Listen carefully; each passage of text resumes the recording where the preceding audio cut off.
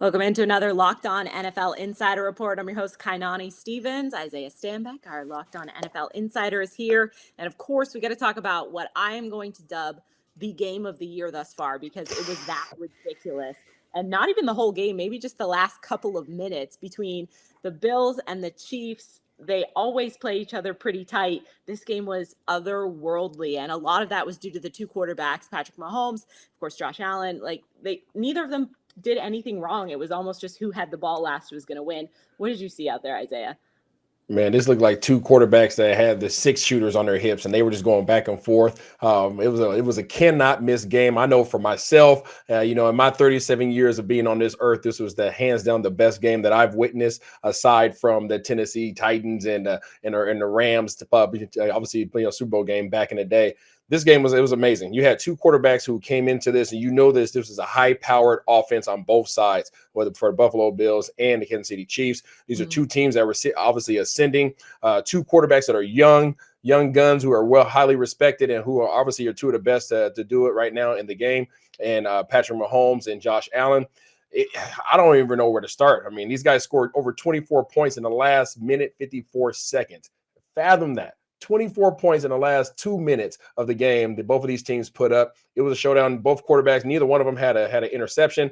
Their passing ratings were above 115 on both sides. It's absolutely amazing. Okay, you ask me whatever you want, because this was a great showdown. So let's talk about the last couple of minutes, because I was saying, I think I was in and out. I was doing a couple of things and was watching the beginning of the game, but then at the end, it's a game in itself. To see those three lead changes to then force it to overtime. I wanted, whoever had the ball, you thought they were going to win at that point. But the Chiefs had 13 seconds left when they got the ball back and they were down by 3. Can you just talk a little bit about the play calling there with on the Chiefs side to get to the point where they could even force overtime? Yeah, when we started talking about those last 2 minutes of the game, I mean, literally, this is a game of ping pong. You go on the Buffalo side, and their ability to go down, march down, and take the lead back with Gabriel Davis. This dude had an amazing game. He was 8 for 201 yards and 4 touchdowns. I repeat, 4 touchdowns. Josh Allen did a heck of a job navigating through the rough seas, and obviously marching his team down there and put them in position. Gabriel Davis took advantage and routed up the left cornerback for the Kansas City Chiefs, and he was able to get inside the two safeties for the touchdown, seemingly putting the game away with 13 seconds left, putting them down, needing a touchdown. Kansas City is at the point. They kick the ball out the end zone. Kansas City walks back out on the field from their 25-yard line. They need to get the ball at least to the 45 of the Buffalo Bills in order to give their kicker an opportunity to go out there and win the ball game. They did that. They went all the way down there. They marched down there. They got the field goal that they needed. They tied it up, sending it to overtime. And then obviously Kansas City Chiefs won the coin toss. It's not what you want when you're obviously the Buffalo Bills, because you know what Patrick Mahomes, Andy Reid, and Bieniemy, all these guys are fully capable of, simply because of their history.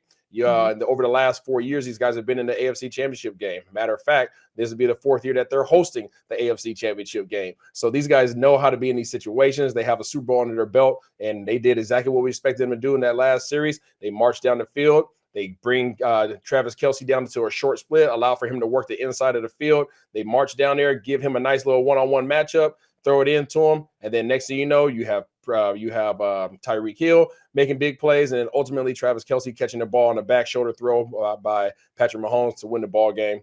Amazing game. You knew that there was an opportunity for this as long as that guy Patrick Mahomes is on the field. We talked a little bit about this a week ago, but Patrick Mahomes, the Chiefs, they've been a little rocky throughout the year, but obviously when the playoffs come around, that veteran experience comes out. They've been to 4 straight championship games in the AFC. So, it really goes through Kansas City whether or not they want to, call it out like that. It really does seem to work through the Chiefs. What does it say about the league that you can be whatever seed and still, be dominant? Well, obviously, this has been a crazy weekend in terms of being the number 1 seeds. We've seen those guys fall left and right over these last 2 days. But for the Kansas City Chiefs to overcome everything that they've done this season has been huge, because we knew that they came out at the beginning of the year, had a rocky start. These guys started off the year 4-4, brand new offensive line, and obviously high expectations still with their explosive offense. They caught some tread. I told everybody early in the year, hey, don't count out Kansas City. These guys are going to catch some tread, and once they figure things out, they're hard to stop. They matched up against a great Buffalo Bills team today, and they had a showdown. And that's exactly what everybody wanted to see. Kudos to Buffalo, but Kansas City has overcame a lot. And the difference between the Kansas City Chiefs and a lot of other teams in this league is the expectation.